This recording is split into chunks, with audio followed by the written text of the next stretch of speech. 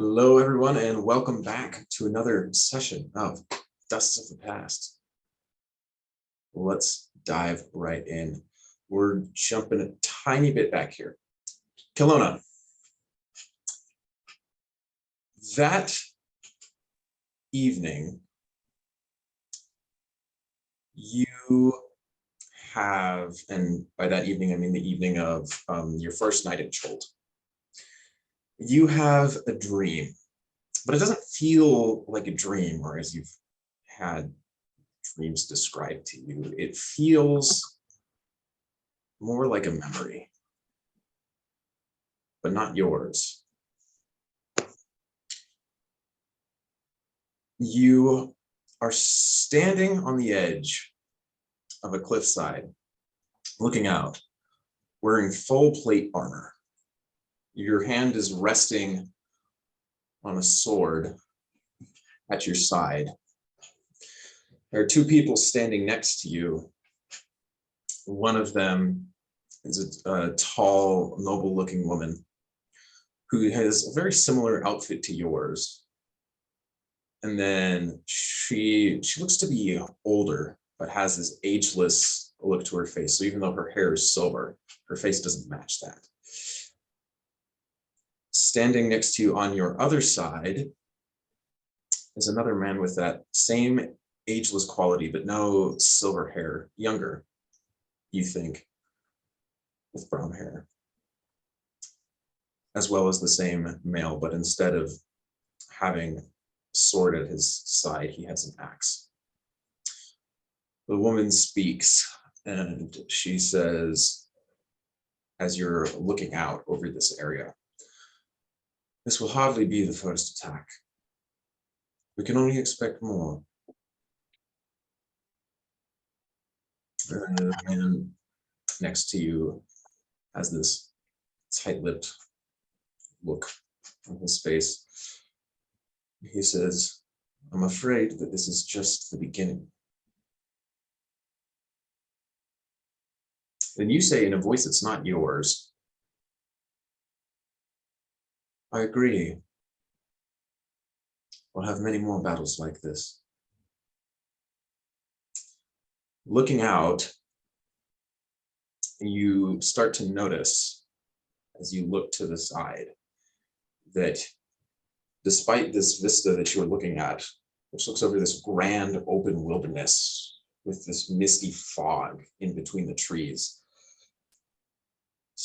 next to you is a pile of a dozen corpses with sword and axe wounds in them. And then you wake up.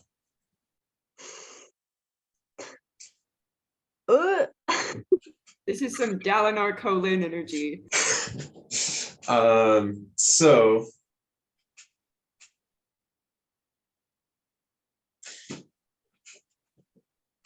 jumping back into where we are, Mirasandra, you after exploring the docks, thank you. So after exploring the docks for a while, you head back towards you complete this whole loop around that you had to do to actually get on top of where you were supposed to go. Yeah. And you managed to head over to this large building.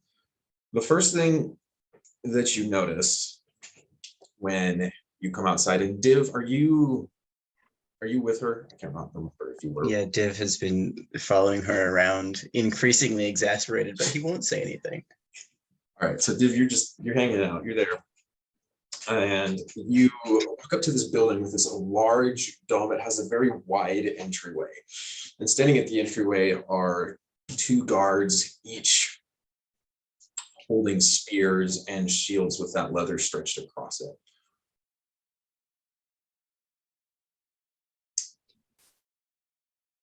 Mirasandra is going to approach them with a wave. I highly recommend leaving. like immediately. Div, let me see if I can at least get an audience. If it doesn't work out, then we can leave. I truly feel like this is not important to our tasks at hand. Fair. I mean, how else are we going to figure out what's going on with this? And Mirasandra raises the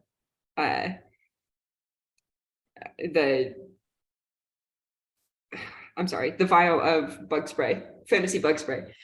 And she says, yeah, the only other, I mean, if we aren't prepared when we leave and we die, it doesn't help anyone.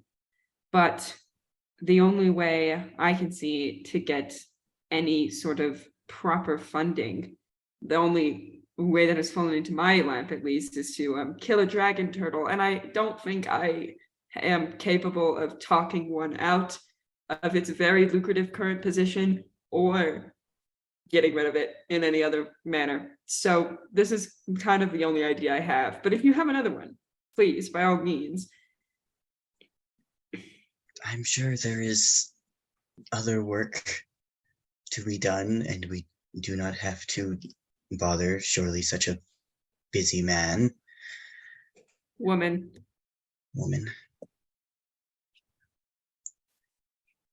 The princes are probably quite busy, but did you hear what the guy said? He said that if we did something dramatic enough, if we made enough of an entrance, they might want to see us. And I would just really love to know if our little spat at the gates counts as a big enough entrance. If it did not already garner their attention, I doubt it would if we brought it up.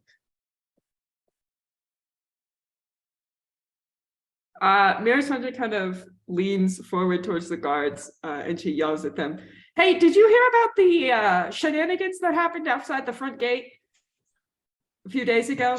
One of them responds, "Of course we did. Some airship came in and then people jumped off and started fighting the undead." Quite impressive entrance, whoever those people were.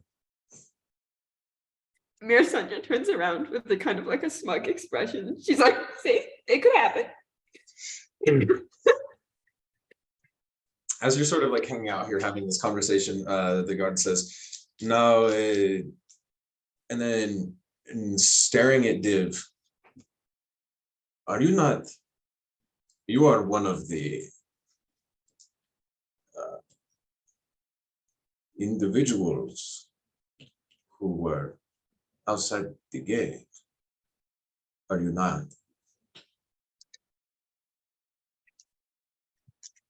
Yes, we This were. is my famous master Div. Yes, he's amazing.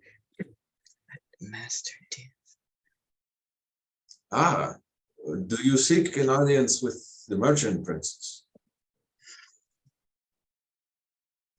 Div could physically emote.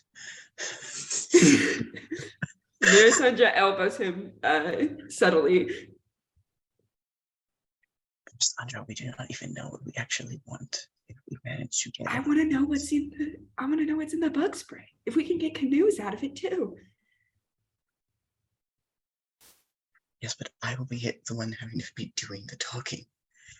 I can do the talking. You just have to get us in there. Pretend to be. My master Div is in fact mute.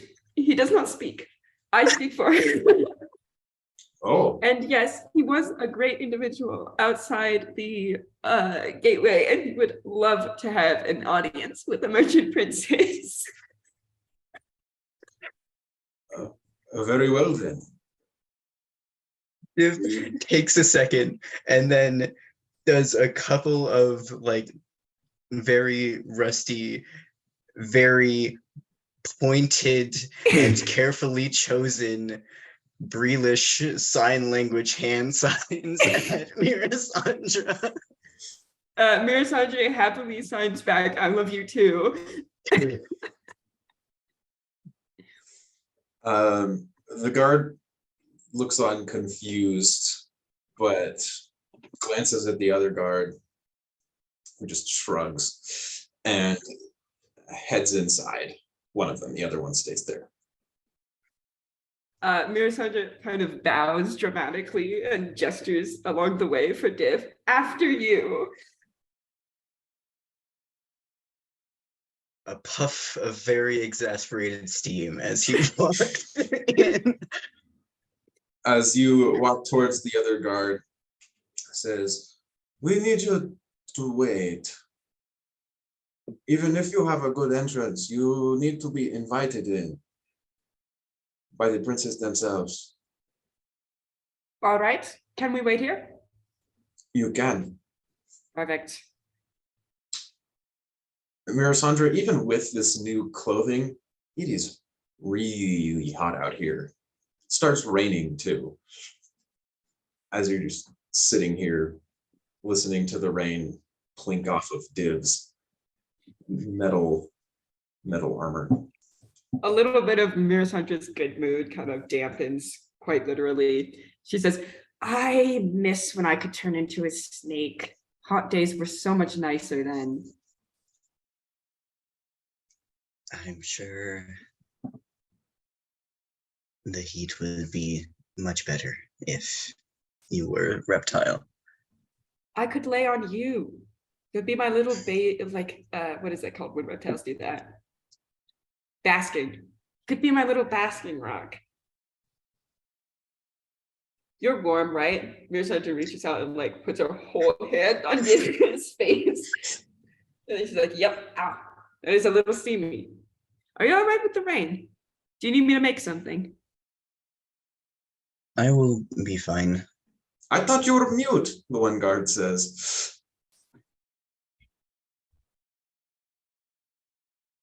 Mirasandra thinks fast. She says, it's a selective and choice mutism. He does not express his own desires in any way, shape, or form. He, in fact, prefers to be very cryptic about it at all times, don't you, Div? Mirasandra, stop. He never tells anyone what he wants or what would be best for him, does he? He likes to just keep all that on the down low. Just no one needs to know. That is not the point of this visit. Hear him doing it again? I think we should get him out of the rain. Right, then she's gonna... This poor guard looks like they have no idea what to do. Good. Just kind of open their mouth and then close it again. Just shrug. He does not express his own desires. Shut up. So, as you continue to sit here waiting, an hour or so passes before the one guard who went in comes back out and says, "One of the princes has agreed to see you."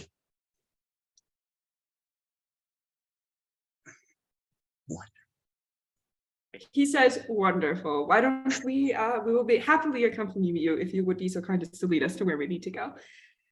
Of course, I can do that for you.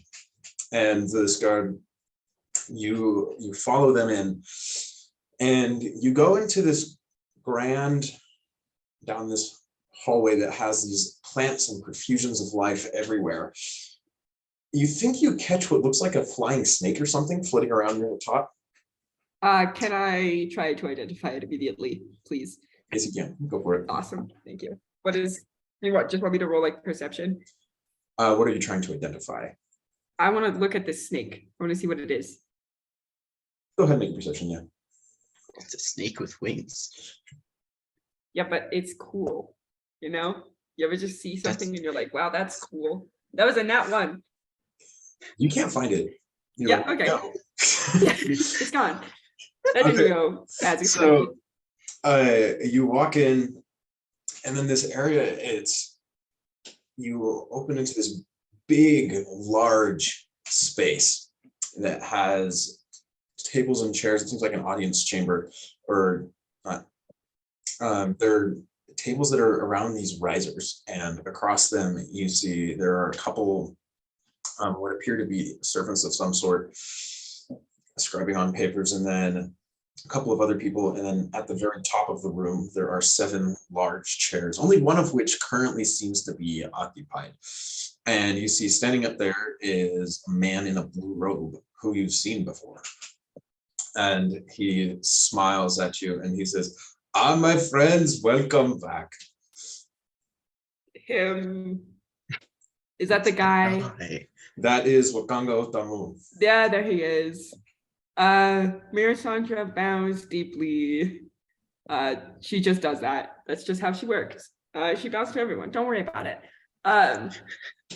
She says, "Oh, it is very lovely to see you again. Sorry for causing so much trouble. I tend to annoy people." And he kind of squints at you, Mirasandra, and he says, "Have I met you before?" Of course. I was one of those. I was among those who dropped Cinder Sylvain in your care. Don't you remember? I remember. Well, no such matter. No, any friend of Sindra is a friend of mine. That seems to be the common consensus these days. Well, if you know Sindra, then you know why. And he looks out warm and chuckle, and he says, "Now, why is it that you have come to seek an alliance with the merchant prince?" He said, "Nine, sorry." Well, to be perfectly honest, we're kind of broke. And there are certain supplies that we think would be ideal for our journey forth to find whatever it is in the woods that is causing such pain and suffering to our friend and to the world as a whole.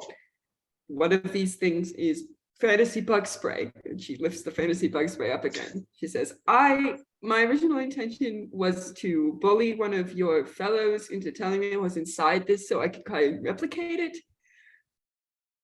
And also maybe get some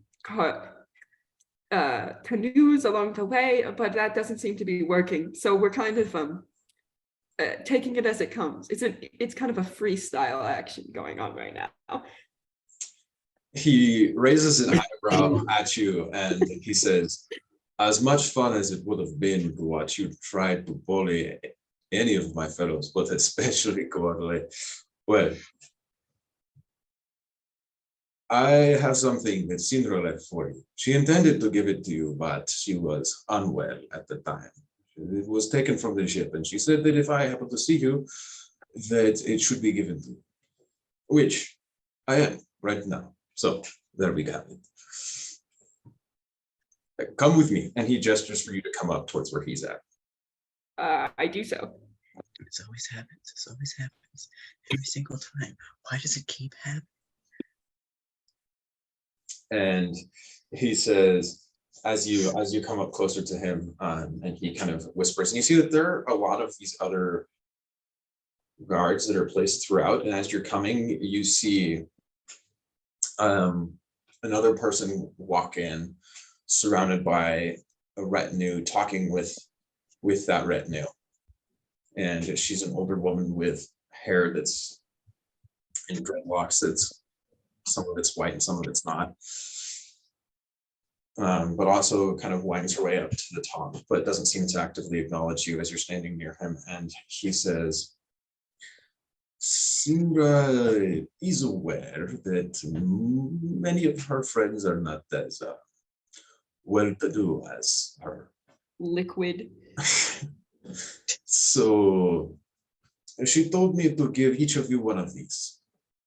And he hands you 5 sacks that jingle. Money! You're welcome, guys. We got some money. Mirasandra pulls one open and like peers inside. It is filled with gold. Quite literally got a trust fund.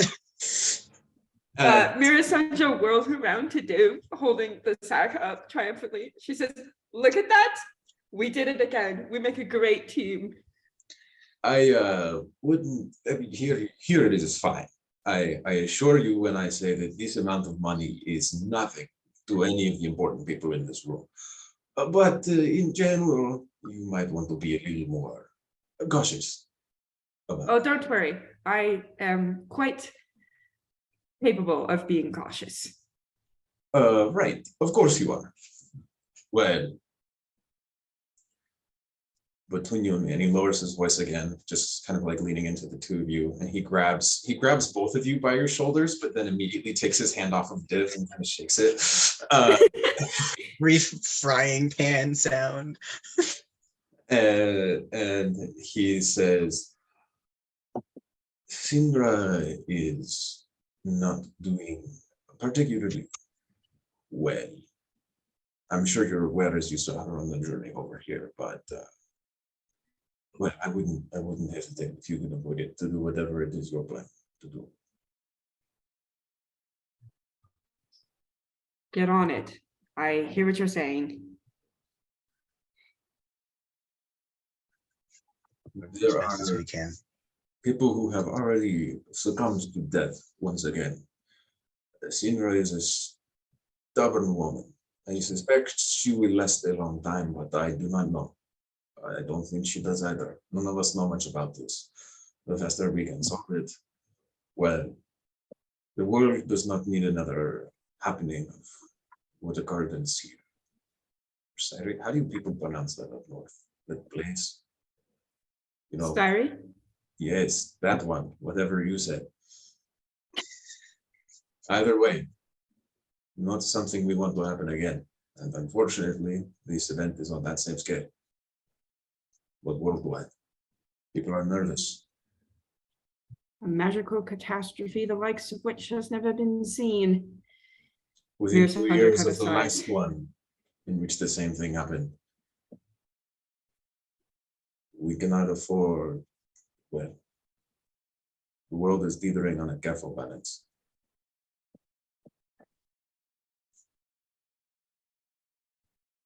Anyway, good luck, my friends, as he highlights his voice again. And then he says, on behalf of the merchant princes of Nyanzaru, I thank you for your services to the city and to our citizens. Don't thank us yet. Mirasandra kind of smiles ruefully. She says, hopefully we can put a hand in this careful balance and make sure nothing gets too much worse. He nods and he says, help thou guide you. Mirasandra bows. She says, and Zephyrus, you. And so you walk back to the tavern. After that, I assume, unless you had anywhere else you wanted to go. Yeah, no, that's fine. Tim's got her on a short child leash. Yeah, on the no, walk I back. can't. Unfortunately, I probably won't be able to do anything else. Picked up like a kitten.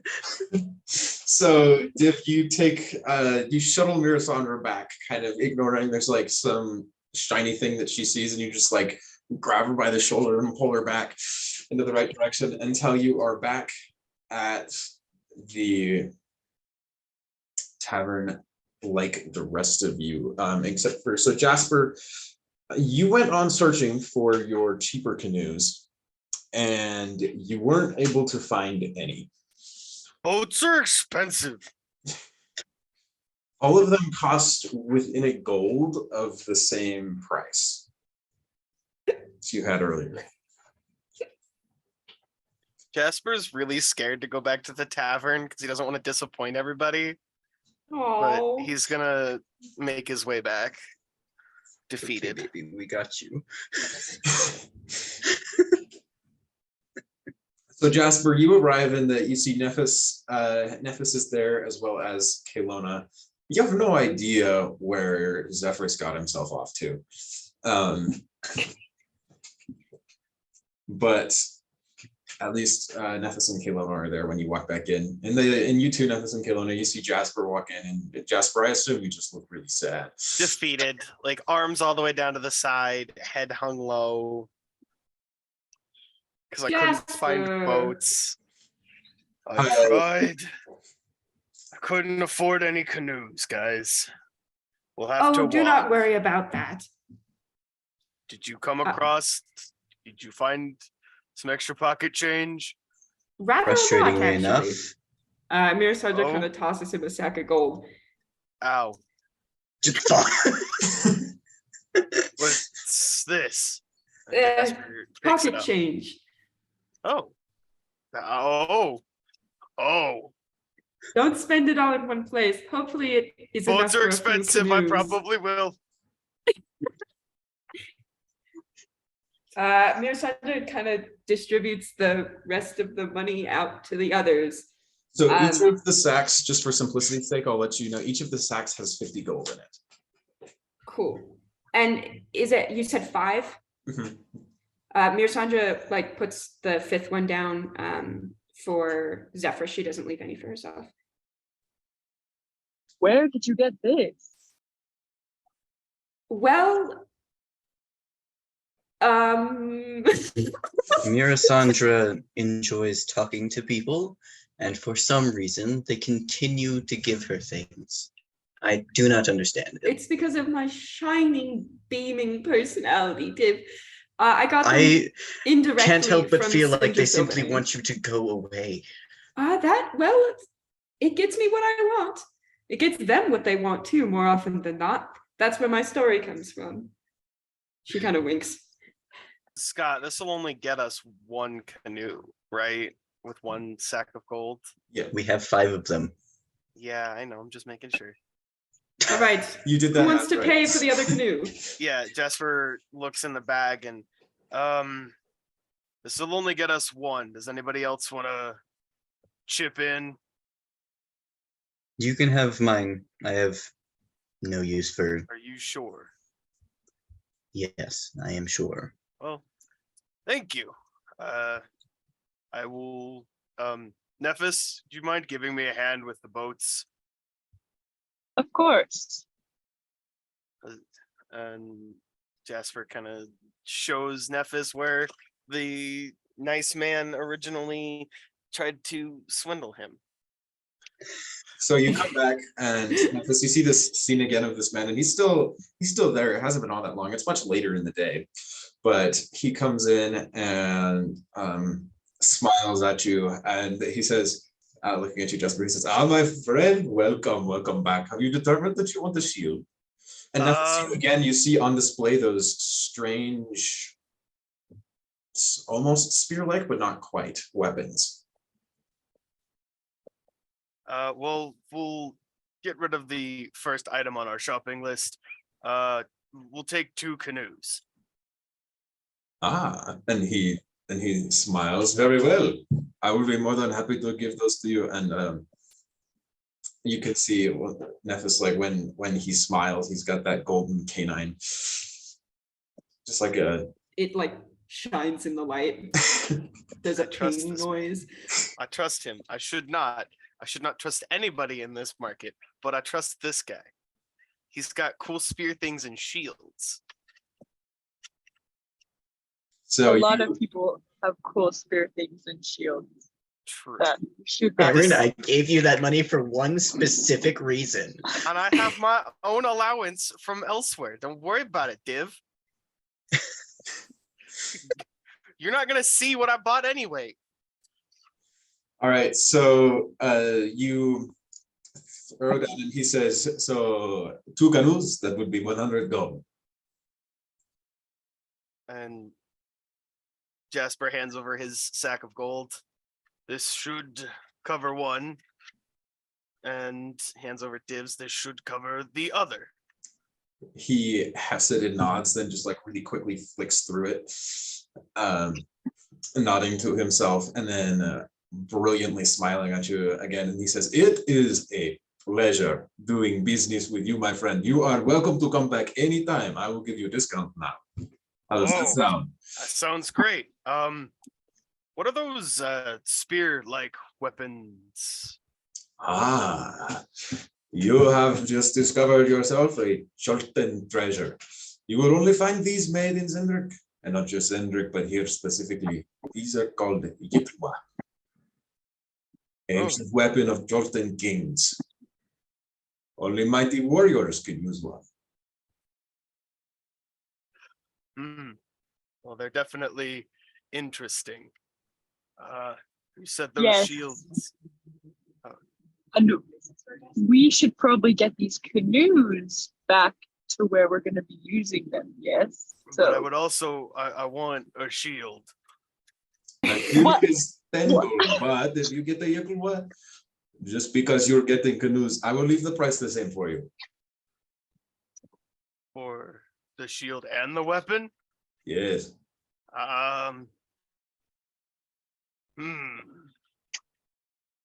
Sounds like a deal.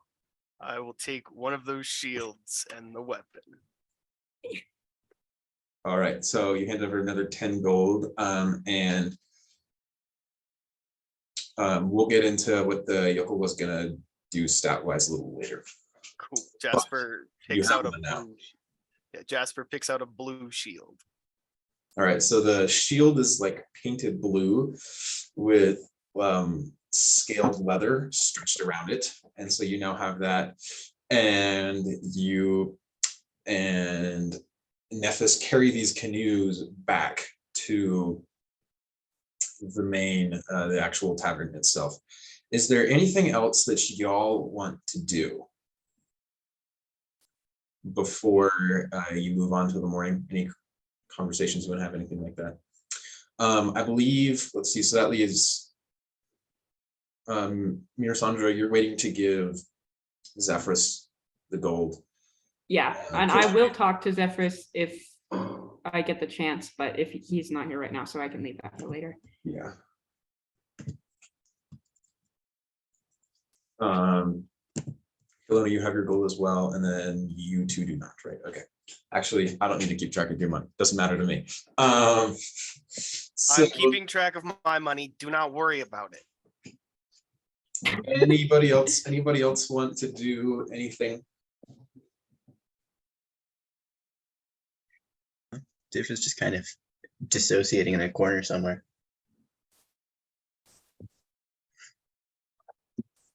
All right. So you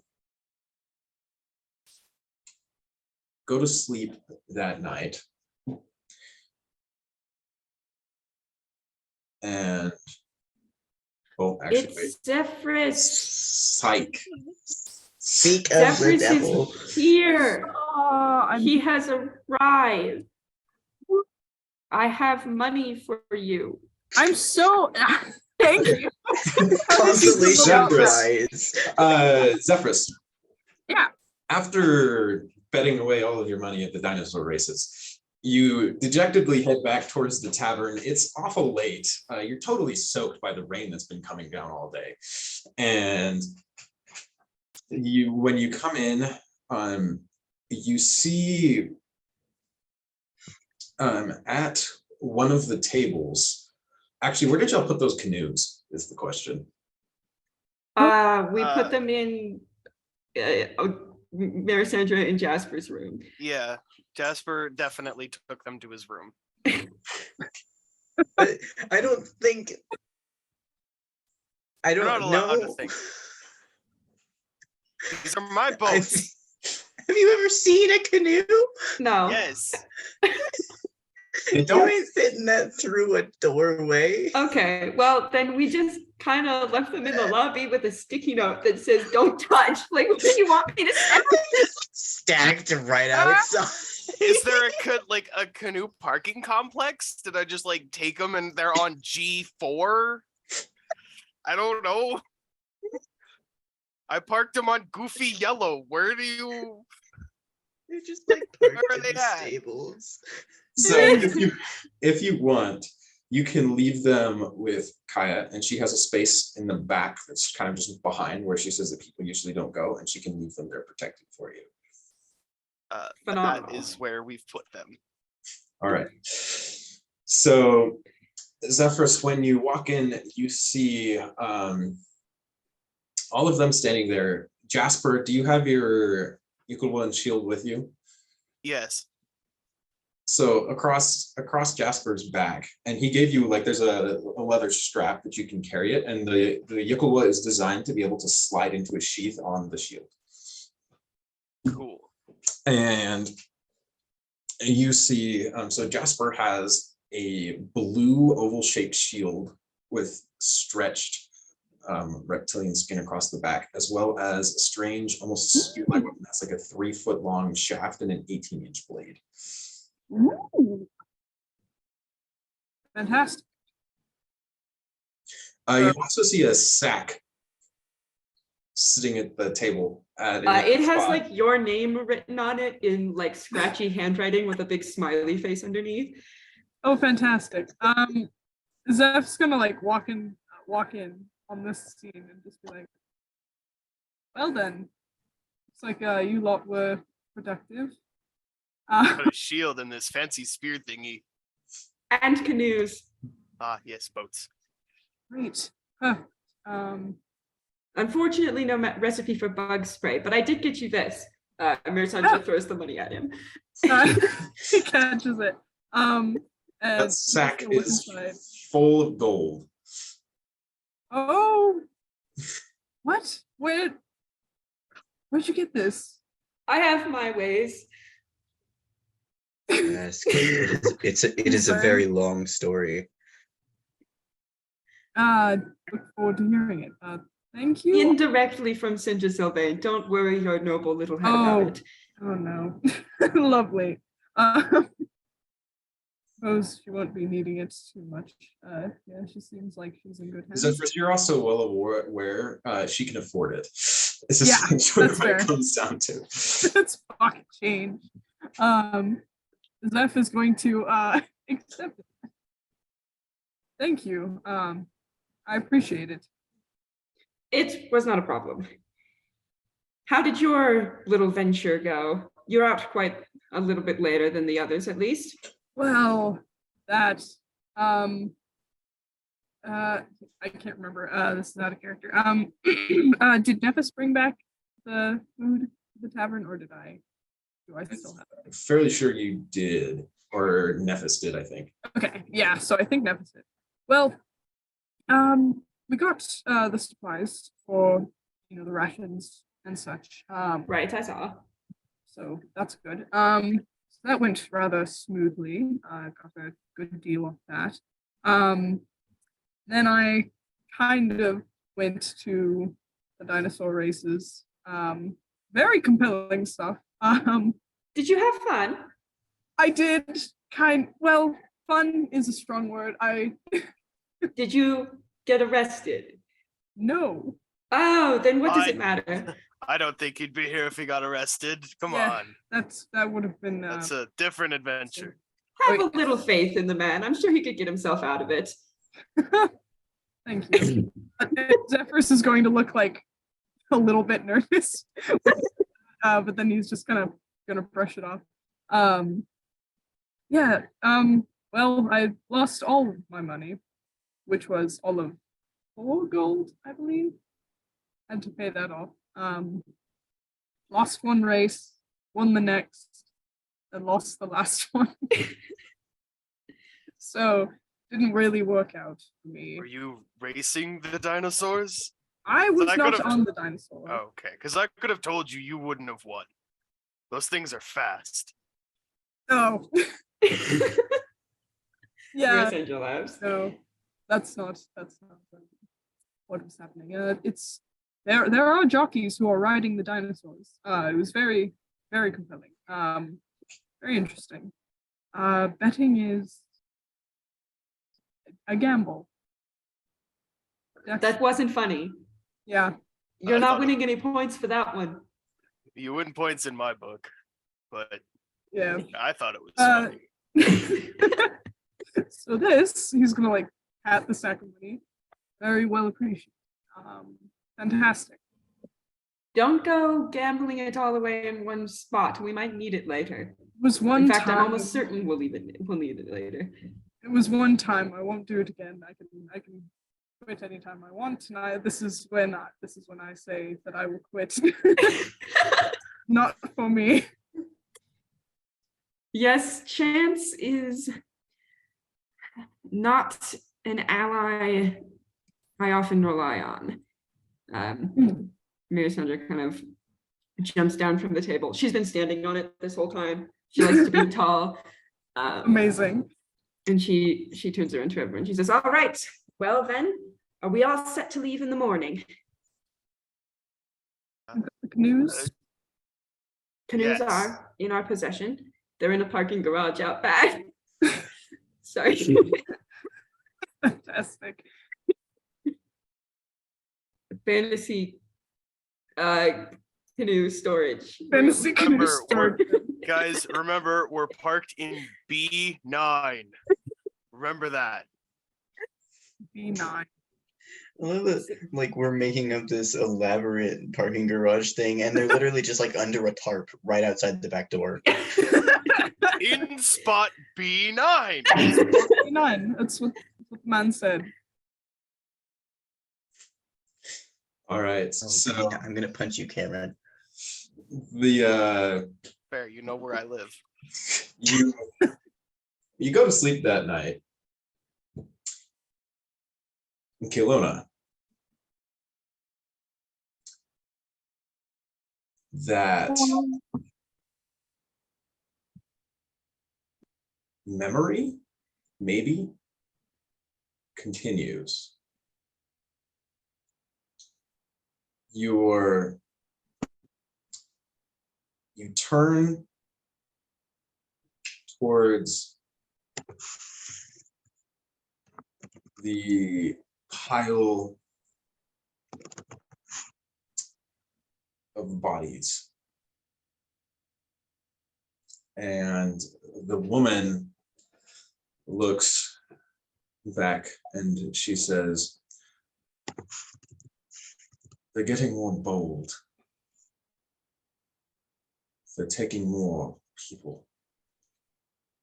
I'm afraid the balance is shifting, and I don't like the direction that it's going.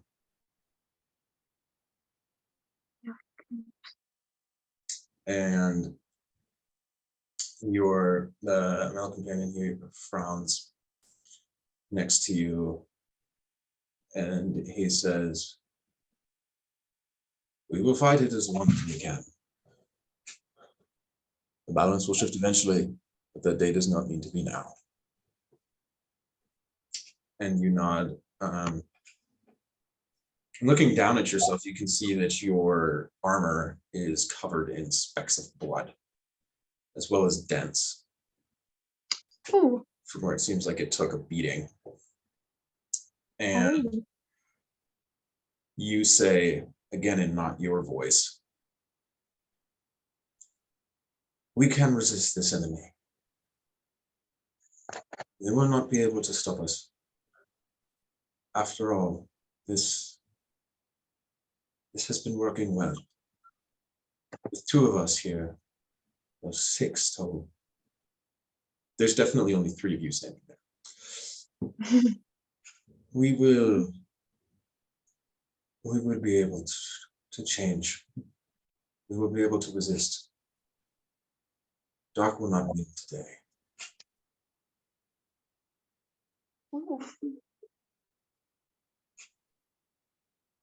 Then you wake up.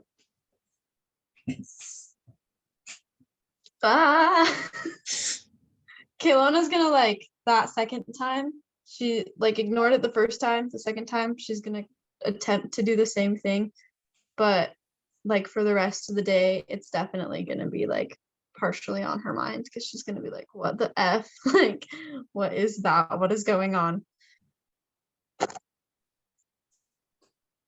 Beautiful. So y'all go down, I assume, to meet Zaka. 1 second. I'm Oh, yes. infusing my armor and my You muted yourself Sorry. through that. I am infusing my armor and Mirasandra's slingshot, just so you know. Beautiful. Love it. Tell me what that looks like. Mirasandra kind of Or I guess tell Jasper, pulls- because Jasper's there. Oh yeah. Jasper, once again, when you wake up, Mirasandra's already awake. It's kind of interesting. She's been not necessarily pointed about it, but you haven't seen the constellation while it's asleep. And she's kind of sitting on the ground. She's taken all of her armor off, or rather, the clothes that she got from the guy. And she's fiddling with this box in her hand.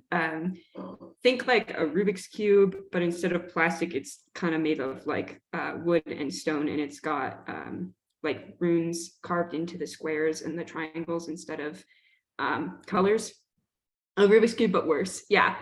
And she's kind of fiddling with it. And each time she spins like one of the faces, there's like a flash of magic, of color. And she's kind of like muttering to herself as she turns it into a certain arrangement. And then exhales, and a shade of purple kind of surrounds the cloth for a minute and fades into it. She doesn't notice you're awake yet.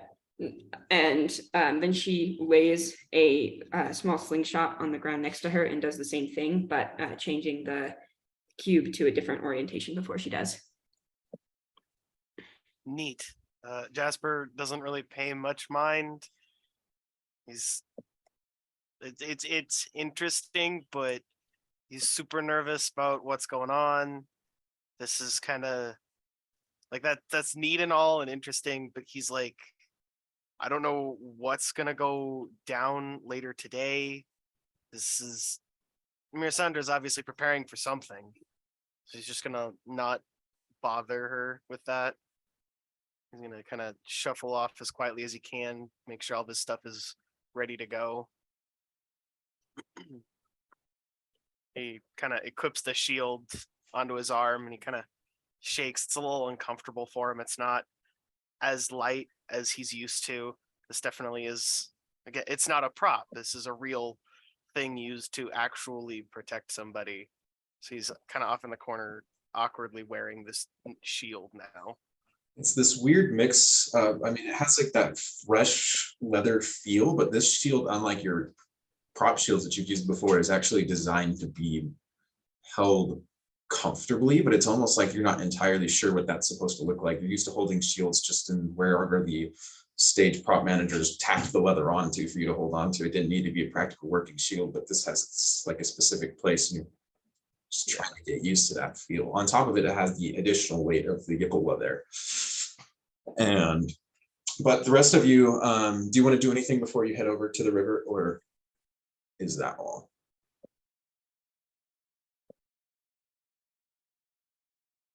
All right. We're good to go. We good? So you walk over outside of the city gates themselves towards the river Turiki, which I believe you can see on your maps. And as you go out, you see that there's another smaller, it seems like, side bay outside of the city itself. And as it's kind of like off to the side in this area, but you arrive at the river and you see that Azaka is already there. Even though you still did leave fairly early in the morning. And she has a pack slung over her shoulder. And she looks at the rest of you, and you're not actually at the riverside itself yet. It's a little bit of a hike to get to there. So you're just kind of looking at the jungle, and she's there, and you have your canoes and your various other things. And she looks at you and she says, "Are you ready?" Ready as I'll ever be. Then follow me. And she kind of glances back, catches note of your weapon, Jasper, and nods to herself, and then she moves forward and she says, I hope all of you have applied your bug salve for the day. You do not want to get eaten alive by those creatures. Yes, we have. I totally have. As He Jasper- forgot, and so did I. One moment. Quickly applies bug spray. Jasper quickly pulls the salve out and starts just rubbing it everywhere. All right. So one of those packets is going to last 20 applications. So just keep in mind, you are going to need to keep track of those. And we have 2 packets. I do not remember how many Jasper bought. I do not know. I didn't buy. Nephis bought 2 or 3, and Jasper has 1. So Okay. We have. So we have. I'm gonna say 3 total, just to be safe for now. Times 20 is 60, and we just used 5, 6 of them, counting Nephis. So okay, got it. all right. So you start to hike through this woods, and Zaka continues to talk as you move through. The jungle quickly becomes thick and muddy. As you start walking through it, there are vines all over the place, and moving through, it seems like the moisture is even worse in here, the humidity. And it starts raining even this early in the day as you're moving through, and quickly you kiss any dreams of you having a dry trip goodbye, as that is not going to be the case. Slogging through this jungle, and Azaka speaks to you as she moves forward, and she says, there are a few things that you need to be aware of in the jungle. Do not ever drink the water from the rivers. If you do, well, you will not like the result. There are tiny leeches in the water that you cannot see. If you drink it, they will attach to the inside of your throat. Don't like that. Absolutely No, Not a fan of that. you certainly would Bad not. water. not. Awful. Nice. Drink the water. Check. If it didn't fall out of the sky, don't drink it. If you don't recognize it, don't touch it. And if you think you recognize it, don't touch it. If I tell you you can touch it, then that's okay. Don't touch anything. Don't drink the water. Got it. This place is deadly. The jungle takes a long time to master. And anybody who thinks that they are stronger than the jungle are destined to die. The jungle is plenty capable of killing all of us. We will never beat her, but you may be able to live alongside her. If you pay attention. And she gives like each of you just like a glare, which coming from a woman as tall as she is quite intimidating. Large woman. Yes, ma'am. Anything for you, Azaka. Anything for you, Azaka. And then she says, what pace will you be setting for this journey? An average pace will get us through. Well, on the river, we can probably go through perhaps 20 miles a day. If you wish to go faster at a reckless speed, we can do that.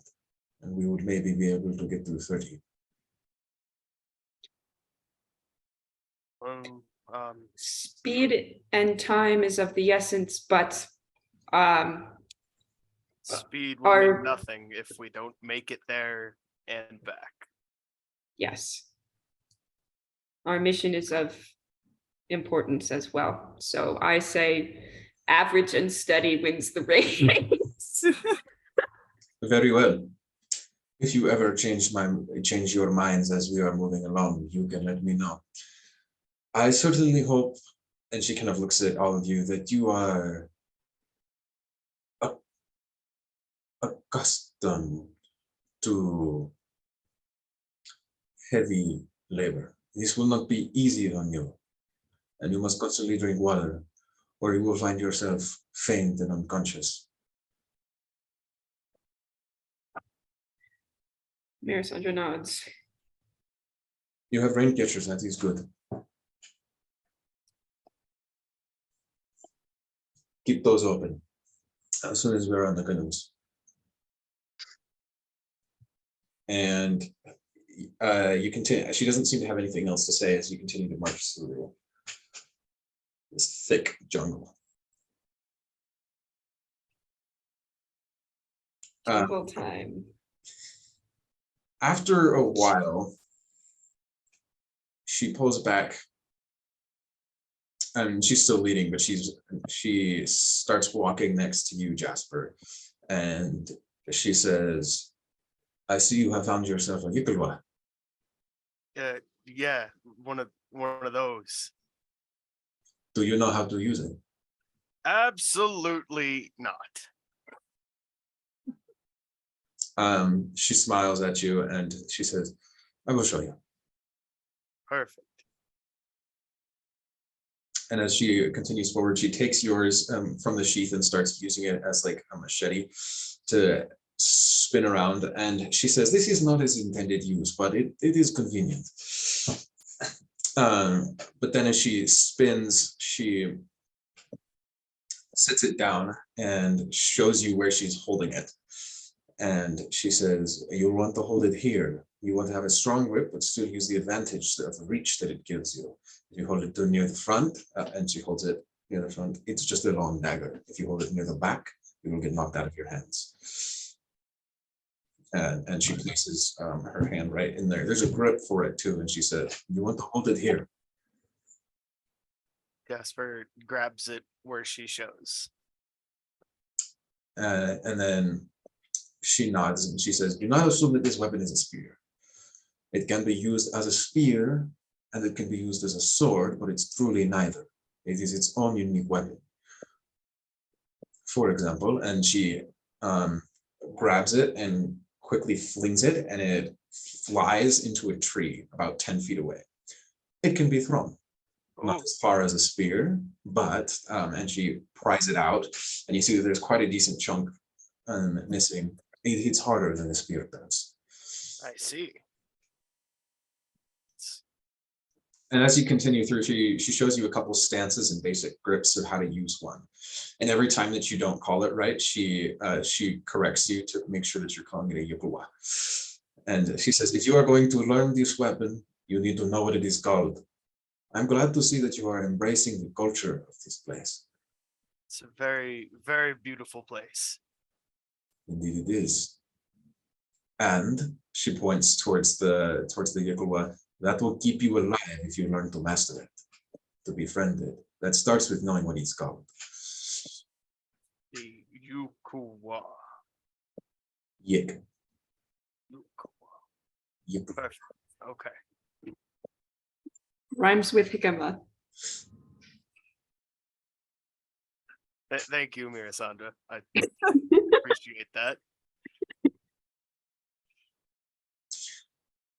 You continue throughout this day, and you spend probably half this first day actually getting to the river itself.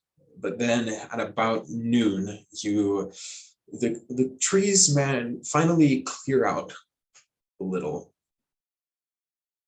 and you arrive at the actual river itself.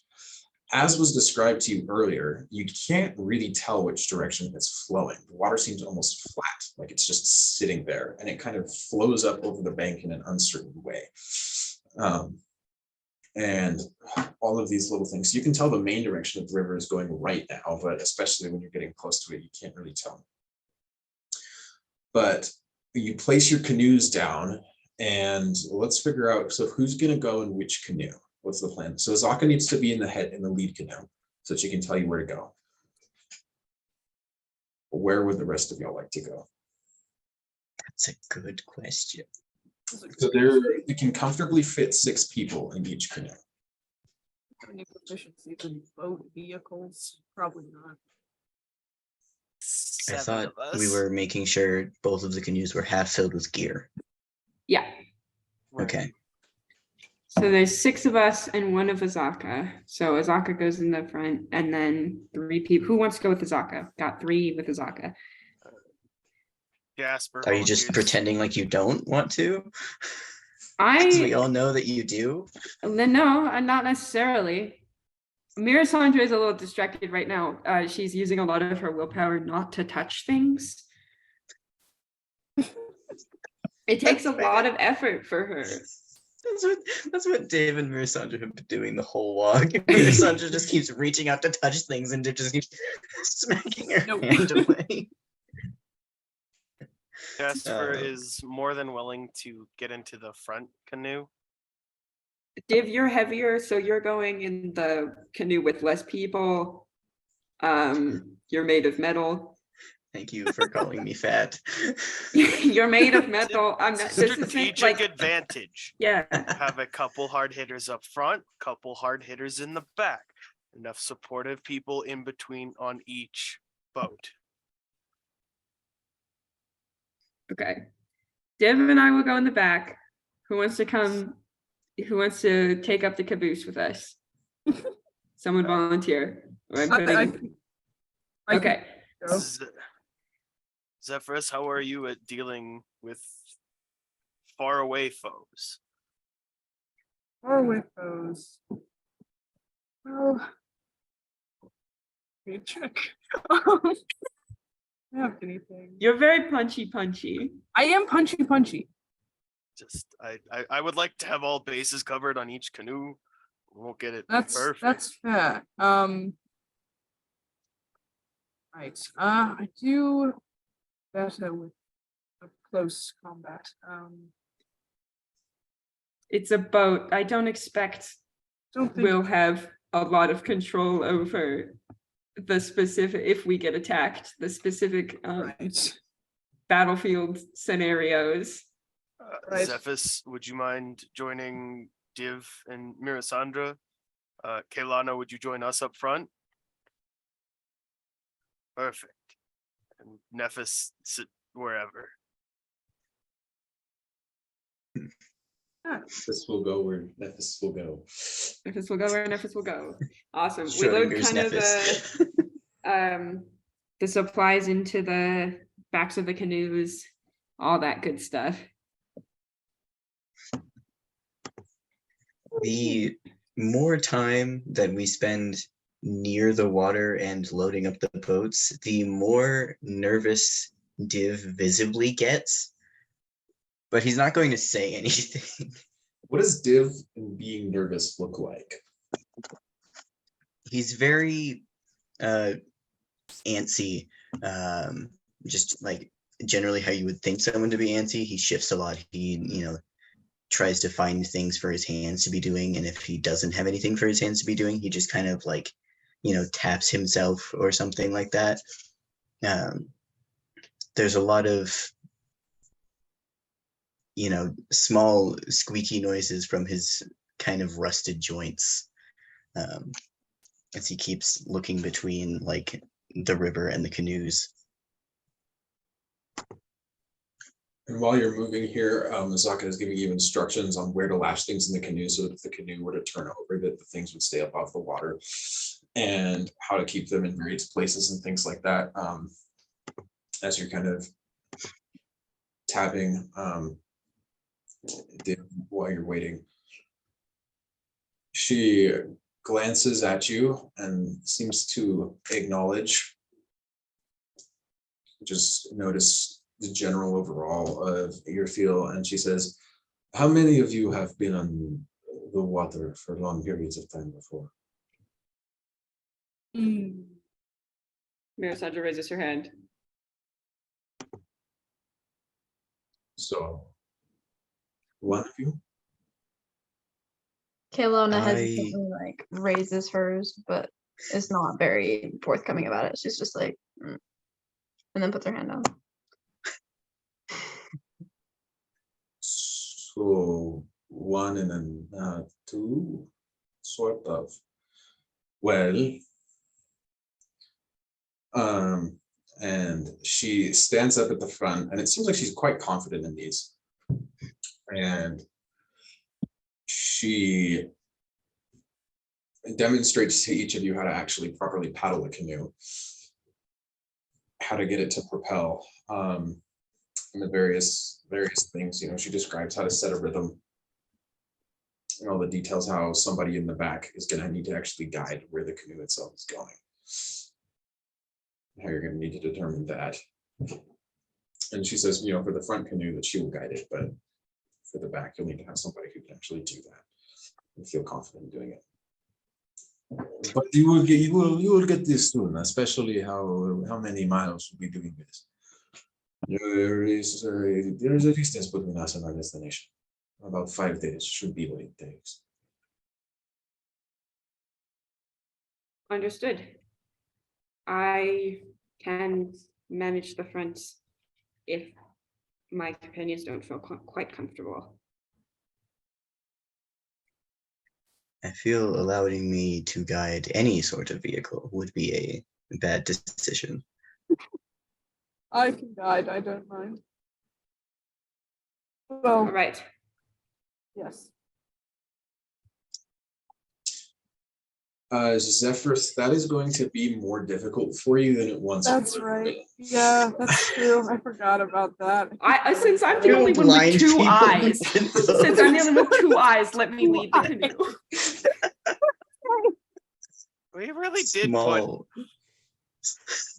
put there's an average of less than 2 eyes on that boat. A little bit of an oversight. It's fine. It's like a Don't really say dramatic oversight. less than 2 average Nope. eyes on this Oversight. boat. Uh, Nobody said anything. All right, so forgot.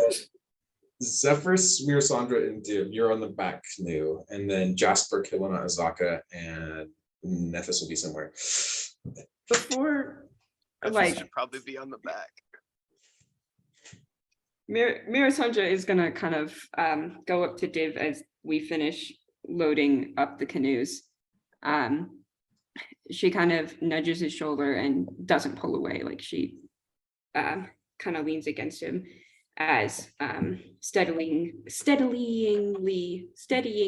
as she can. She says, "Hey, are you all right?" I'm fine. I just do not enjoy large bodies of water. Yes, I know water isn't your thing, but I'm sure it will be safe. I do not know how you can be certain about that. Well, I'm not, but I am certain that I won't let anything bad happen to you. All right? I'm not going to let you drown, Div. I promise. That is a hard promise to keep, should the boat turn over. You cannot lift me, Mirasandra. Watch me, Divinite Flame. Get in the boat. It'll be fine. If we'll get in the boat. You cautiously climb in the boat, and Azaka warned you that no matter what you do, the boat's going to rock back and forth, but it still is just like terrifying. Yeah, he's got like a death grip, like he's putting claw marks into the sides of this canoe. Oh, So it's like violently rocking back and forth as you get in. Does it feel sturdy? Does it feel like a decent quality canoe? You literally have no context for that, Div. You have no idea. oh no. He's felt sturdy things before. It's not like he Not on doesn't water, know you what haven't, good though. quality material feels like. The material itself seems to be of a decent quality. It's of a worked leather. It's not leaking or anything. For now. It seems like it's worked leather made with a wooden frame. And so the way that it works is it's like you are all sitting on pretty much the skeleton frame of it, and then the body of the ship itself is made up of largely leather. And there's like a planked bottom, but it's not very extensive. All of which Azaka tells you to just keep it lightweight, which she says is a good thing. So it allows you to go faster. Zoom in. With Div in this boat, I feel like all of that effort is now wasted. No. He's made of metal. He's easily like 300 pounds at Big least. boy. Actually, with how the math of these canoes work, that's about what its capacity is. So yours does sit visibly lower in the water than the other one, not like significantly so, but just a little bit. Visibly to the people who can see, that is. And The remaining 6.5 of us, 5.5 of us. Sucks.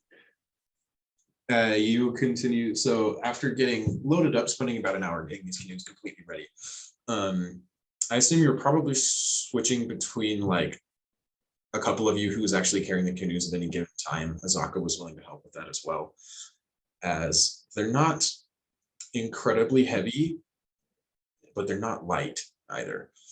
Yeah. Especially Wood is not very light. serious for several miles. For their size, they're not that heavy, but that doesn't mean they're not heavy. And you had to carry it several miles to get to the actual river itself. But now that it's on the water, all of you sit down for what you think is a nice relief until you start paddling for long periods of time. And while this is easier than holding the canoe, it's not what anybody would describe as easy necessarily, especially as you're trying to keep a fairly quick pace. You're not taking it leisurely the whole time.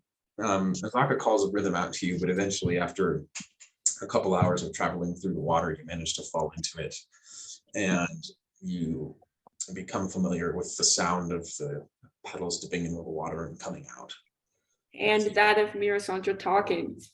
As soon as Azaka stops, like, got actual instructions. Like, Mirasandra's kind of respectful. Like, she shuts up when things are actually actively being conveyed. But if we're just kind of traveling, making idle time, Mirasandra is telling crazy, fantastical stories of like past battles and like old kingdoms and the Dalcure and like just all of these strange myths and stuff from the perspective of you know what you want me to do. Jasper, well, before that happens, has definitely pulled out his war drum, and as Asaka's making like row beats, he's drumming along with her to kind of help everybody else out too. Div has the most death grip of death grips on his oar. Like this poor thing has 100% now like permanently burned in like claw marks. Scorch marks. Oh no. We're dead. So with the beat of the drum paddling through the water, Mirasandra, give me a story. Okay. I am going to use the story TM. Where is it? Hold on. The story TM digs through 20-page backstory. Shut up. Yeah, pages, that's how long it is. Mirasandra she's launching into all sorts of these, but eventually she starts about one of like a farmer. She says, once upon a time, a farmer found a rabbit in his vegetable patch. He shooed the rabbit away, but he finds that the leaves it was eating have now turned to copper and gold. So he tries to coax the rabbit back. When offerings of food don't work, he despairs until he sees the rabbit again at the edge of the farm, watching him. What do you want in return? He wonders of the rabbit. The rabbit laughs and tells him that she wishes for a pair of spectacles, then hops away. The boy researches long into the night. He builds the smallest pair of glasses, leaving them in the garden. When he returns the next night, they're gone, and the rabbit lingers at the edge of the vegetable bed. Now will you come back? He asks. I wish to hear the proper time, says the rabbit and hops away. The boy researches for 3 long days and 4 long nights. He uses the metal leaves from the rabbit's magic to create a clock, which he leaves on the window so the proper time can be read. But the rabbit is still not satisfied. She asks the boy for a jewelry chain, a key and a lock, and a wind-up toy. The boy learns and learns. He tends the vegetable patch less and less. It's far less interesting than the marvels he has been learning to create. His mother is cross with him, and his father boxes his ears, but the boy loves his tinkering too much to turn away from it. What should I build you now? He asks when the rabbit sits atop gold leaves and plays with its treasures. His voice is eager. The rabbit fixes him with one silver eye and turns into a beautiful elven woman. She approaches him, and in her hand is no gold or copper. Instead, she hands him a train ticket. Build a future, she tells him with a wink and a grin, for the Fae can see a destiny, and they know when it's on the right course. She just keeps going like that, like those and more. More. But that's one of my favorites. It's marvelous. Thanks. I like that one. I didn't come up with it, but it did come up with me. Hey, the best stories aren't always the most original. Is it you in the story? Of course. That's me. Mirasandra. I appear in many fairy tales. Interesting. Have I heard of any fairy tales with Mirasandra? Make me a history check. That's also a question from Jasper. Has Jasper heard any of these Jasper, stories? you do not need to make me a history check. The answer is yes. Okay.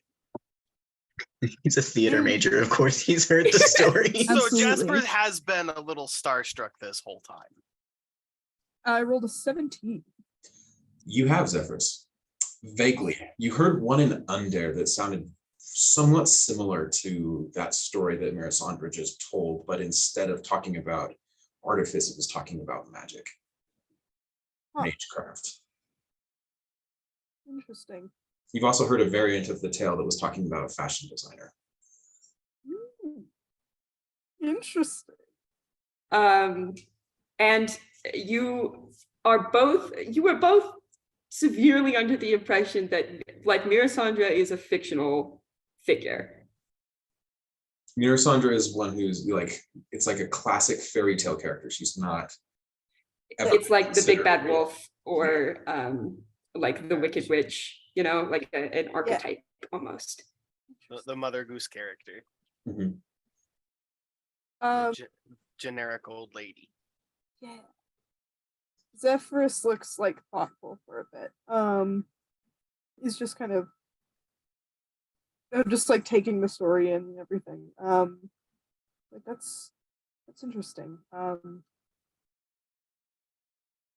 heard similar tales in the same vein. I show up all over the land. Everyone needs a good story of finding their true destiny every now and then. It's good to follow your dreams. Suppose it is. I don't like following all of my dreams. I showed up to school naked once in one of my dreams. I don't want to follow that one. I certainly dislike many of my own dreams, but I meant in the way of ambition. The metaphor, you've heard. Ah, yes. Those are always good dreams to follow. Ambition. I know you, Jasper, what you aspire to. But what about you, Zephyrus? You're very... she kind of lingers for a moment. Conflicted, I can tell. What are yours? Oh, Zephyrus looks like a bit put off at that question. He kind of like thinks to himself for a bit. I'm not really sure, I suppose. guess this is my ambition at the moment. Trying to find where this journey leads. Maybe I had others at one point, but not really an option anymore.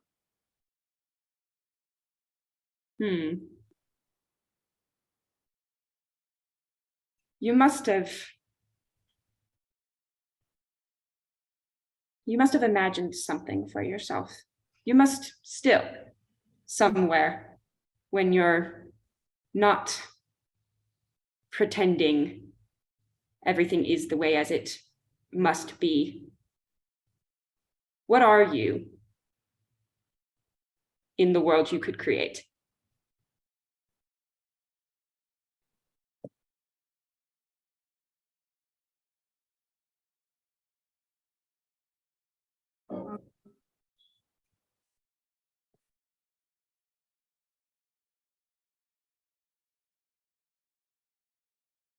Someone who doesn't know what they want, I suppose. Oh, I see.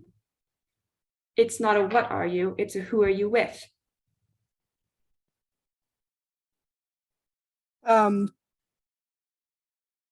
He starts to look a bit defensive at that. Find that maybe the imagination is left more for people who, I'm not really that kind of a person to focus on dreams. I just have to do what I can to survive. Silly mortal. You'll see someday. It's in your hearts to hide. It's in your blood to lie and betray and to, above all else, to fail. But there's something, always something better to become. You're made of light. Brimstone, you named yourself after it. I can tell.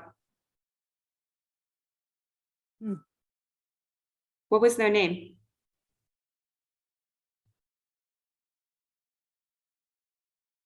Lauren. He looks surprised at himself saying that, and then kind of like focuses on his paddling for a bit. Lauren.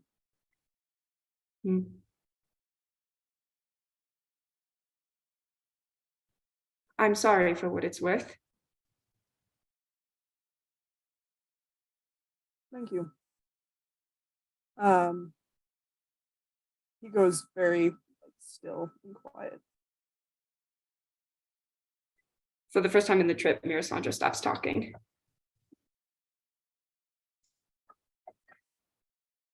The quiet sound of rain on the water fills the silence, combined with the slapping of the paddles into the river's murky depths. As you continue forward through the jungle of Chult. Up above you, the canopy blocks it in so that the sun only streams through and streams in patches, which you constantly move through. Vines dangle down from the jungle canopy, which you sometimes have to brush out of the way. There are times where you have to steer around large trees and avoid tributaries, which Azaka points out to you. So you continue forward in the afternoon and starts to grow closer to dark. Azaka calls to you and she says, "We have to make camp soon. You do not want to be stuck in the dark on the river if you cannot see where you are going. Or in the jungles in general. Finding somewhere to sleep is something best done ahead of time."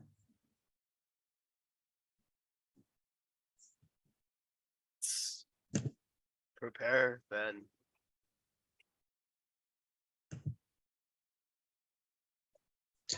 Stopping is good. So you pull your canoes over to the bank, and the bank kind of merges very slowly with the actual river itself. And so when you come out, you're still standing in mud, pulling away vines until you find a spot that has an open-ish area. It's still completely surrounded in trees, but there's breaks large enough between the trees that you can effectively make a camp. Camp time, camp time, camp time.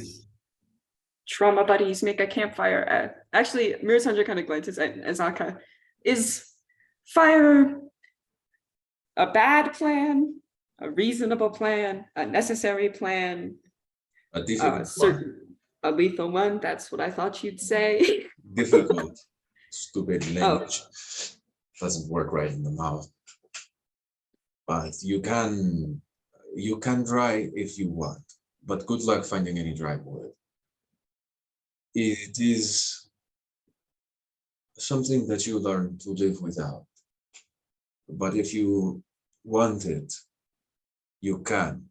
There is an element of risk, but the smoke would get swallowed up in the canopy before it could get high, and there aren't that many sentient creatures that would know to search it out.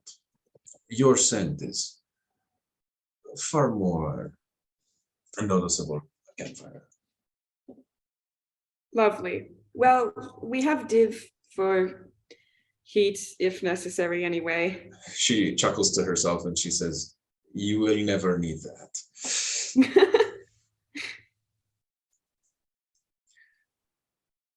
There are things that you can do to keep yourself cool, but keeping yourself warm, that is not something that needs to happen.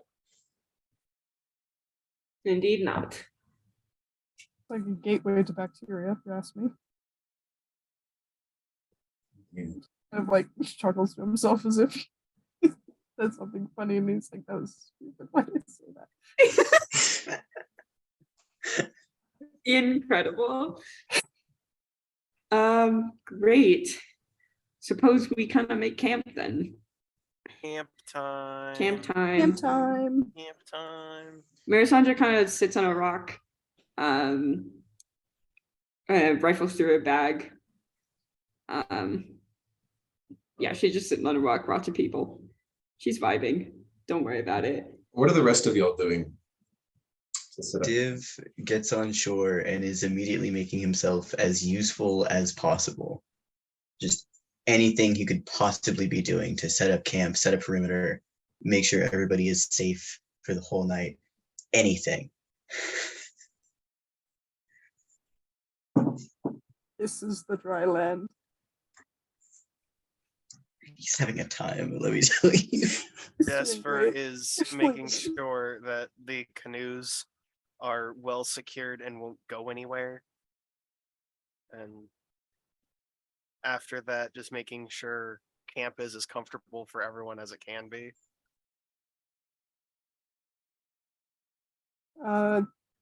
Zephyrus is still kind of quiet from the conversation on the canoes. He's probably just sitting. As long as like no one really like immediately needs his attention, he's probably like, I don't know, probably takes it away. He's just like stripping the bark off.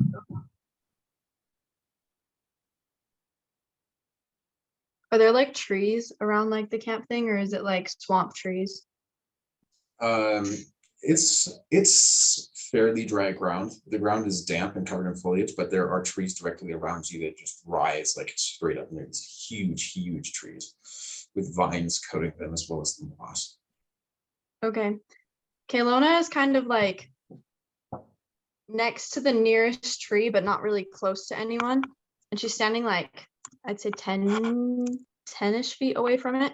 And she's got her daggers and she's just tossing them at the tree over and over. And she only has two. She'll so like toss the first two, and then she goes over and picks them up, walks back, and she just keeps doing it over and over again, like almost like an outlet, because she's just been super quiet and like thinking the whole time. And so that's just what she's doing. You just hear like that thonking of wood Mm-hmm. in the background. So dagger slams in, then another one, then a break, fairly consistently then. Div kind of jumps every single time those knives hit the wood. If there's any rhythm to it, Jasper starts trying to make it into a song. Incredible. Just like there's the thunk, thunk, and Jasper kind of hums a melody along to it, stomps his feet. The dichotomy of man. It's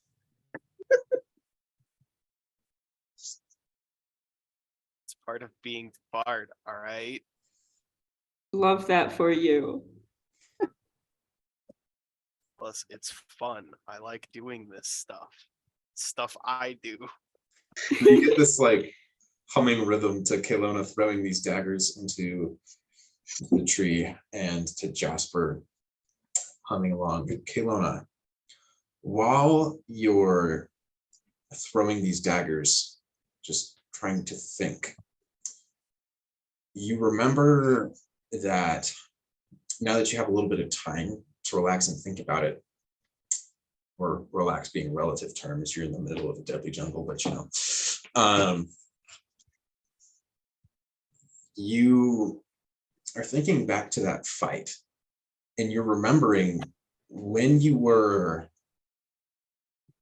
dodging and attacking and ducking in at just the right times. You haven't really, it seems almost like there was something like lending you a hand, like giving you advice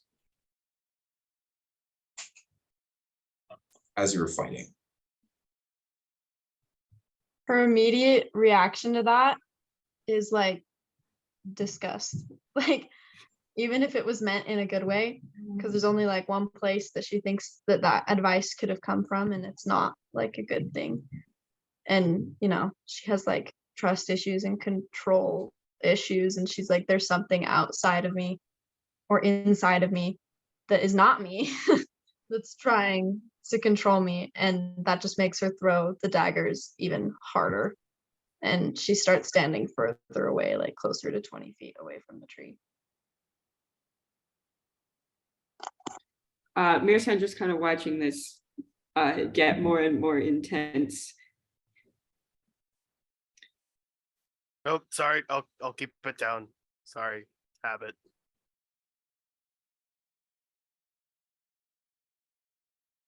Mirasandra looks around at the others, and then she gets up and moves over to Caylona. She's careful to like telegraph her movement so she doesn't get stabbed. She's like, hello.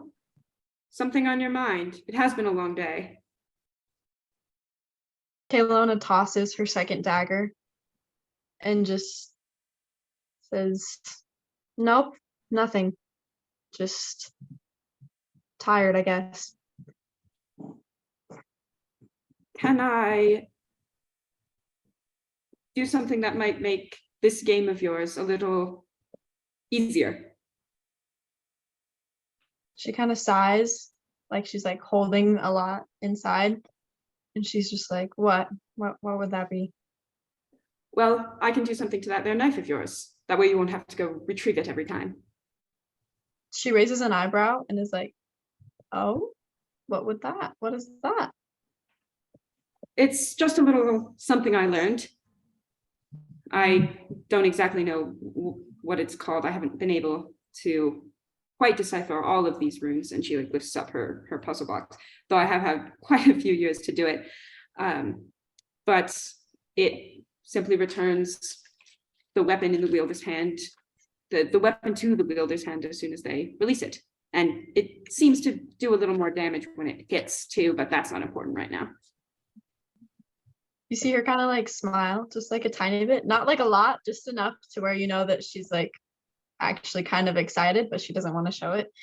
And she's like, okay, show me, let's do it. And she like goes and grabs her knives and brings them back. Mirasandra sits down on the ground and pulls out her puzzle box, and she kind of frowns at it, and she starts to flip the sides. It looks like she hasn't done this specific like pattern super often lately, but she arranges it to a certain way. sits back and inhales, and when she breathes out, a kind of like an orange glow surrounds your knives for a moment. You now have returning weapon knives. They'll be like this until I have to use this specific ability again in a different scenario. So I'll let you know when that happens. But they grant +1 bonus to attack and damage rolls. So they're +1 knives now. And every time you throw them, after they hit or miss their target, they return to your hand. Crazy, man.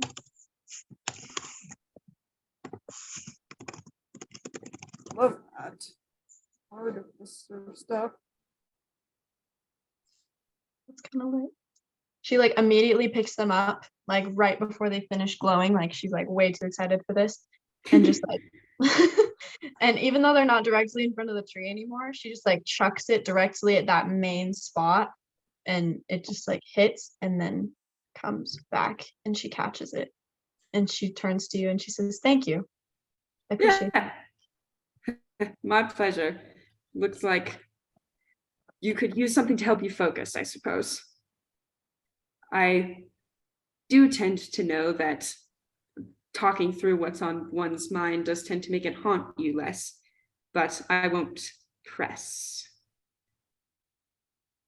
She looks for a second, like she might say something, and then her lips kind of just go tight, and she's like, "Thank you, but there's not much to talk about."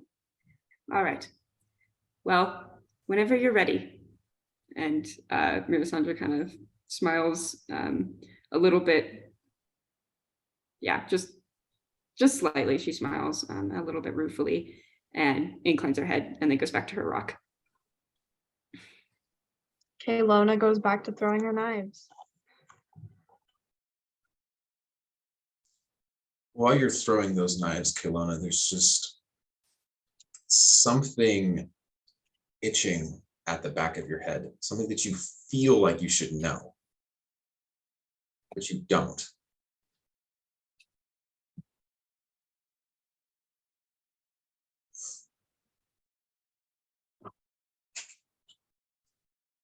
Sorry, glitches. Is there any possibility to do like an insight check on myself? Absolutely. That's called Yeah, let's do that's it. called Let's go for looking that. inward. That's called emotional awareness. Introspection. Me Introspection. feeling exactly an one intros. emotion. I want to roll for self-reflection. I would like to roll an insight check on my feelings. Me every day. Same. Okay, so she got a 20. Well, that's a pretty good check. Guess, Wow. guess that fits.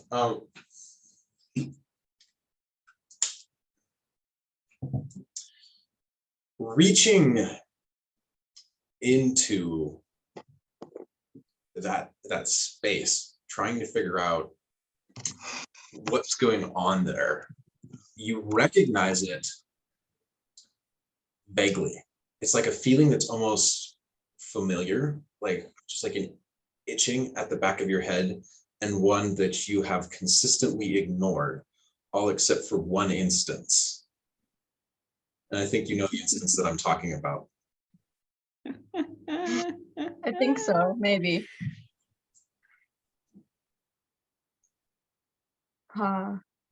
She doesn't like it, not at all, not a fan. So she does exactly what she's done with it most of her life, and she just puts it back in the box that she's kept it in. Or like ignores it, basically. Puts herself or the thing in the box, somehow separates it. Repression. Repress That's called it. repression. Press it. Misunderstood. What do we do when we have bad emotions? Repress it. Repress No. No. What do we feel Something sad? worse than feeling emotions. So Repression. No. you continue, and then eventually the sun goes over the horizon and it gets dark. All of you have eaten rations and drank the rainwater throughout the day. It's a pretty steep step from what you've recently experienced, but some of you, like Mirasandra, are a little more used to that. Zephyrus, you were at one point, not anymore. Yeah. But Caylona, this is the kind of thing that you're pretty used to, eating while on the road. And Jasper, you've never done this before. I miss the food back in Sharn. You have great It's fun snacks and all, but I miss home. Oh, well, hopefully we'll be back there soon enough. I hope so. Zeph's gonna like pat him on the shoulder. He has to reach up quite a ways.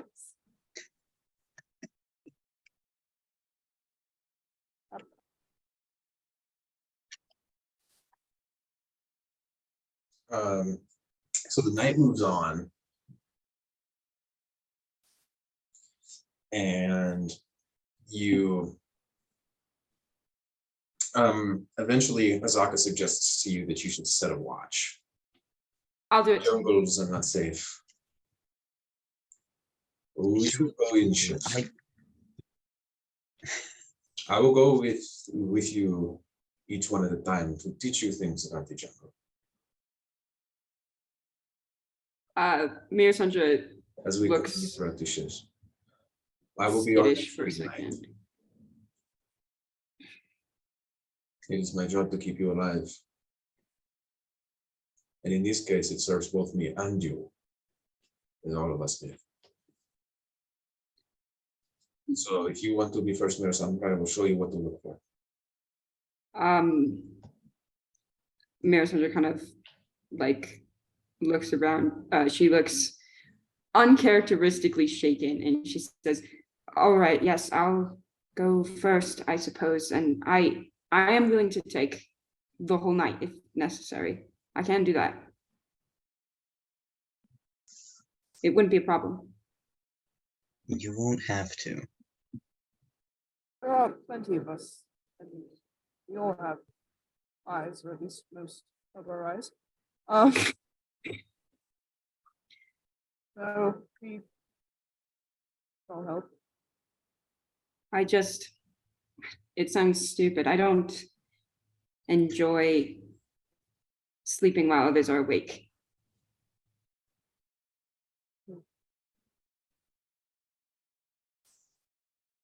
She looks at you and she says, then you need to get used to it. You need your energy. Mirasandra just kind of fiddles with her hand. She says, does anyone have a slightly larger blanket? I know it's hot, but that would help. Would you like to borrow my jacket? Jasper's had it kind of like tied around his waist the whole time. Yes, I would. I'll take it after my watch, I suppose. It's yours to borrow. If we ever get out of this hot place, I would like it back. Of course. Jasper hands you his huge jacket. Mirasandra accepts. She kind of lays it over the rock and then turns to Azaka. She says, "All right, well, teach away."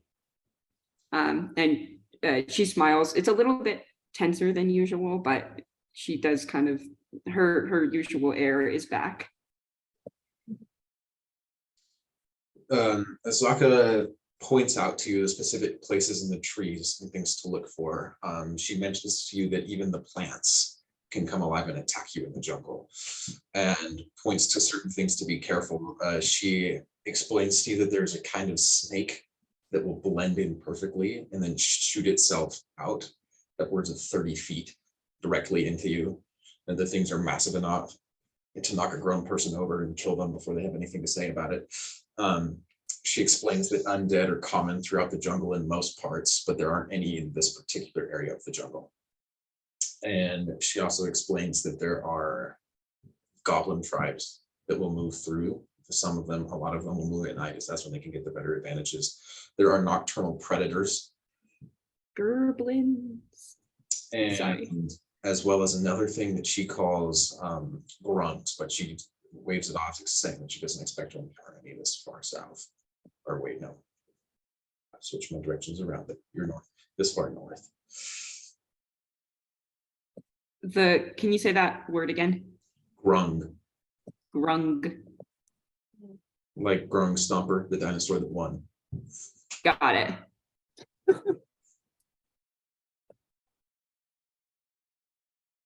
Cool. Mirasandra listens intensely, like she is absorbing this like a sponge. And she points out all of these things to you, and then she says, I will take one half for the first watch. You can take the other. If there are any issues or any questions that you have, call me over, and I will help. All right.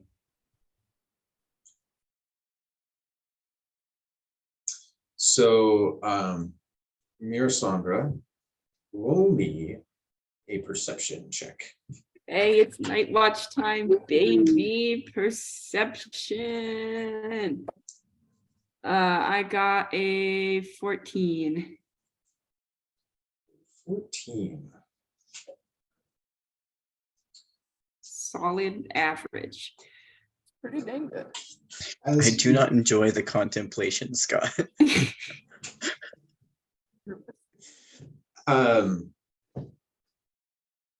You are watching through the night, staring out into this jungle. All of you are trying to sleep as comfortably as you can. The earth itself is damp, but it's still just pretty much you in the ground, as well as trying to be dry. Azaka showed you how to rig tarps up above where you are so that the rainfall will fall off of you instead of on top of you. And you won't wake up in a puddle. She also has you turn your canoes over so that you don't wake up with them swamped with rainwater, and protects your packs as well. And just various other little tips that you see going around. Mirasandra, you notice it seems to be small figure staring at you or looking at you. When you look towards it, you barely glance at what seems like a diminutive figure, maybe a foot tall, crouching in a branch near your head, looking down, except it doesn't have eyes or a face, just a blank white mask with Slenderman Jr. black designs swirling on it. It has almost what looks like hair coming out from behind, but completely black and shadowy, as well as a couple bands of white around its body, which is smooth and humanoid, but not quite. And it just cocks its head curiously at you. Mirasandra cocks her head curiously back. She kind of waits. It looks at you for a little bit and then quickly darts away. Azaka? She comes like running back over. So I saw a little creature by that branch. It was a small humanoid. No visible facial features, but patterns of black swirls along what might be a mask. Does that sound familiar? Ah, You are talking about the Chawinga. Oh, They are tiny elemental spirits. They live in the rocks, the plants, the rivers here. They are shy. It is telling that one allowed you to see it. oh. Mirasandra looks a little confused, like she has no idea why that might happen.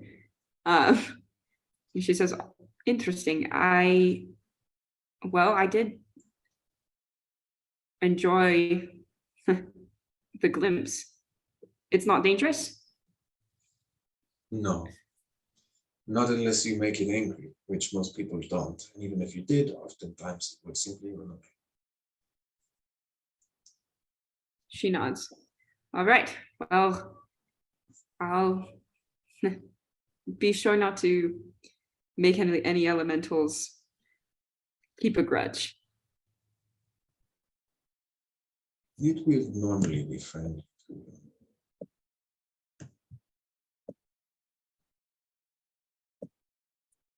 But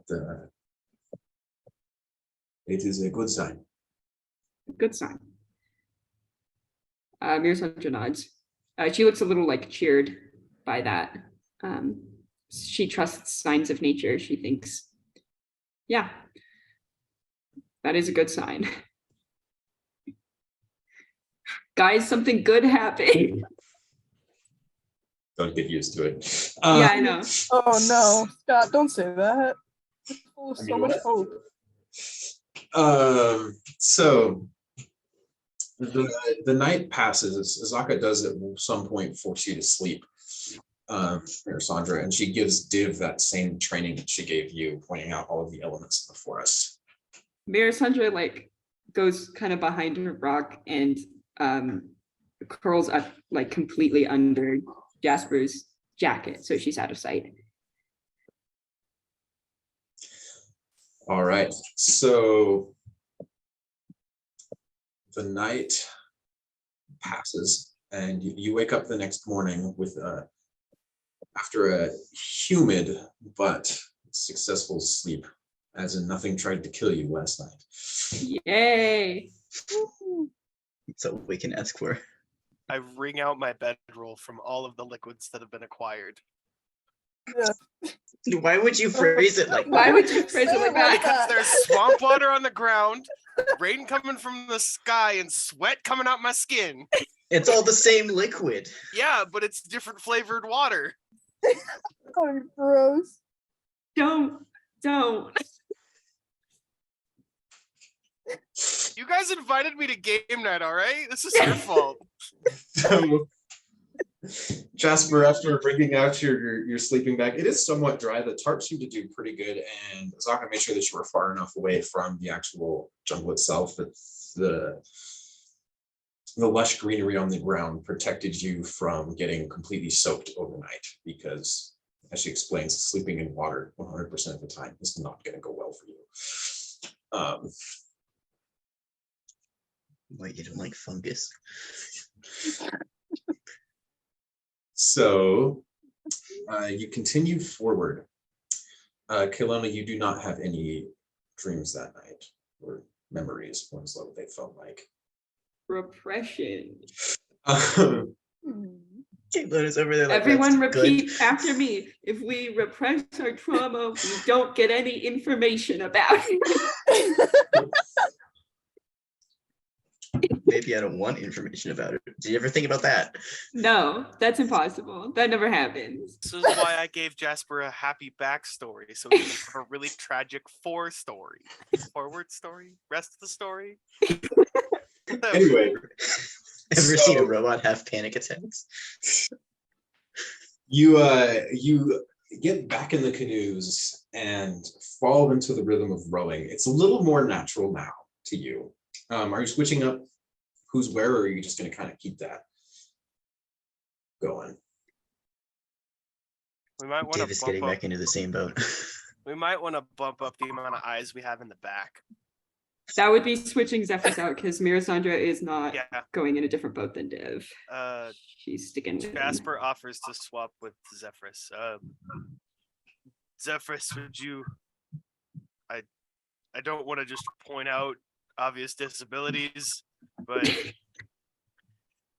the blind robot and the man with one eye probably shouldn't be in the same boat. Honestly, that makes sense. I'm fine with that. He'll switch. Jasper goes into the back boat. So it's Caylona, Zephyrus, and Zaka up front There you go. with Jasper, Mirasandra, Div, and we'll just assume Nephis in the back then. Cool. All right. So Really nervous about why you're putting so much emphasis on the order of people in the canoe. I'm a little worried about it. Marching order is always important in D&D. Yeah. That is true. A giant catfish just comes up and eats one of the boats. Yeah, exactly. You It's never know what gonna could be continue fast. pedaling forward on your canoes, moving forward as fast as you can. Manage and still maintain this pace. There are a couple of times that Azaka calls, and she did this yesterday as well, to have a break for you to recover and cool down as much as you can, which is not much this weather. It's even rainier today, and so the river still doesn't seem to flow in any direction other than out. And you can never see far in the jungle. It's this disconcerting thing. Div, you can't see far in general. You're just kind of used to how that goes. But Thank you for addressing the bit before I did anything. the rest of you, you're, especially Jasper in Sharn, you're used to at least being able to see really far up or really far down. But in this case, the river continuously bends, and it goes in a way where it's really hard to keep track of what exactly is happening at any given point in time. And it's really pretty hard to keep track of where you are. If any of you want to try, you are welcome to. But be aware that that is difficult to do. I'll try. Okay, make me a survival check to do that. This Who DC is has going to be like proficiency with 35. survival? Let's play the. All right, it is not Mirasandra. That's fine. +1. I got a 12. You It's got not great. Okay. You think you managed to keep track of where you are on this map itself. I will point that out to you later on the actual map, but you do think Cool. you know where you are. Zephyrus, did you say you wanted to try that as well? Yeah, I can try. I have like a +1 on my roll. Okay, go for it. Good. I got 10. It be like that sometimes. Zephyrus, you also think you're generally aware of where you are. If this map is accurate, it only has the main trails of the river. So Okay. if Azaka is keeping you on that direction and the map is right, then you are going in the right way. Cool. You Love going in the right direction. Big fan of that. That's Oh, the yeah. best direction. you continue by- forward throughout the day, just getting used to this rhythm. And can I have Zephyrus and Caylona make me perception checks? Zephyrus, you're going to have disadvantage for obvious reasons. Oh, great. Yeah. Man has no eyes. Man has no eyes. He still got one. He still He got has- the one. He has eye, He not still- eyes. He still has a leg up on Div. Man's He's got getting there though. no depth. I got a 4 then. Well, A 3. that's kind of dangerous. You don't see anything. Let's see. Kaylona, you're rolling perception apparently. 6. Oh, Oh dear. oh, Oh great. gosh. That's awesome, guys. Nice. All right. No. I hate it when he says that. No. Hey guys, everything is fine. We don't see any hostiles. So you're moving forward, and all of a sudden, Caylona, Zephyrus, you feel a large lurch underneath you as your canoe is flung violently several Oh, no. feet into the air. And that's where we'll stop for tonight. Yeah, I knew he was gonna say that. Of course. That's not supposed to happen. That's not what it said in the manual. Thanks for joining us for another session at This is the Past, everybody. It was a good time. We'll see you next week.